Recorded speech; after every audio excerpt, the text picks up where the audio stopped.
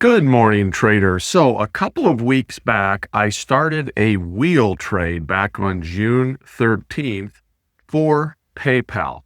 Now, the wheel is where you sell a put waiting to get a sign. Now, I may roll this put out in time. I may roll it up if I don't get a sign during this expiration. This expiration is in 2.5 weeks here in July. But I'm going to show you another thing that can sometimes be done with these, which is a pretty interesting addition to the trade. I'm going to do what I call juice this trade a little bit. And how I'm going to do that is I'm going to come in and I'm going to add in a call spread on the upper side. Now, if I take a look at a chart of PayPal, I can see that PayPal has had a lot of what had been resistance and became support and became resistance again in that 75 range. So how might I bring in some additional income if I think it's unlikely PayPal might get past that 75 mark? Well, a logical way of doing that would be to come in, pick a point. I'm going to go a little above 75, and I'm going to sell a call spread. So I'm going to sell a 77 call and buy a 79 call. So let's include that as well. And then that makes my profile look more like this. So what that did was it boosted the max profit. I think previously it was about 103. That boosts that max profit up to 170. It also still has very little risk on the upside, but it does have a touch of risk. If I wanted to remove that touch of risk, I could tighten up this call spread a little bit. Tightening up that call spread basically makes sure that I have zero upside risk if this explodes to the upside. So that might be a possibility there as well. You notice that it doesn't juice the trade quite as much as if I widen the spread out a little bit, but it does certainly give it some additional premium coming into the trade. Now, I could even, let's just see what happens if I move this down to 76.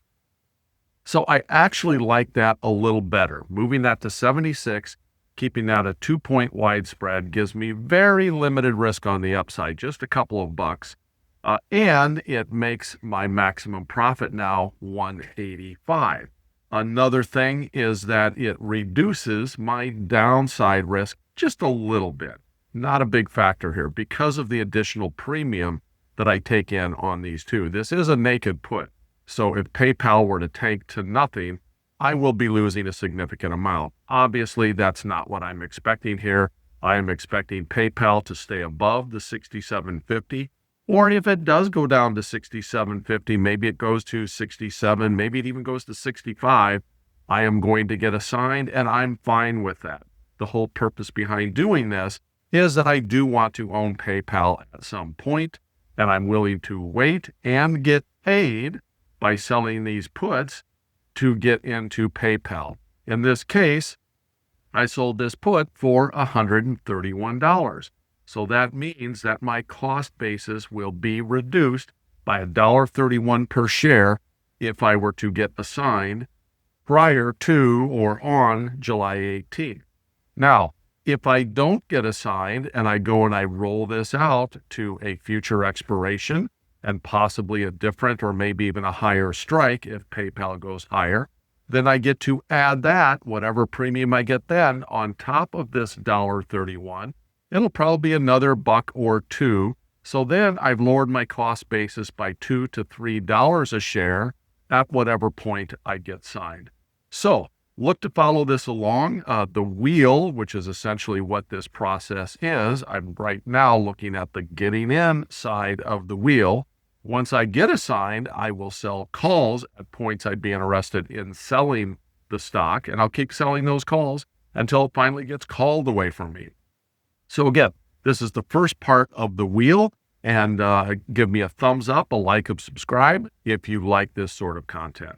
Thank you so much, and take care, everyone.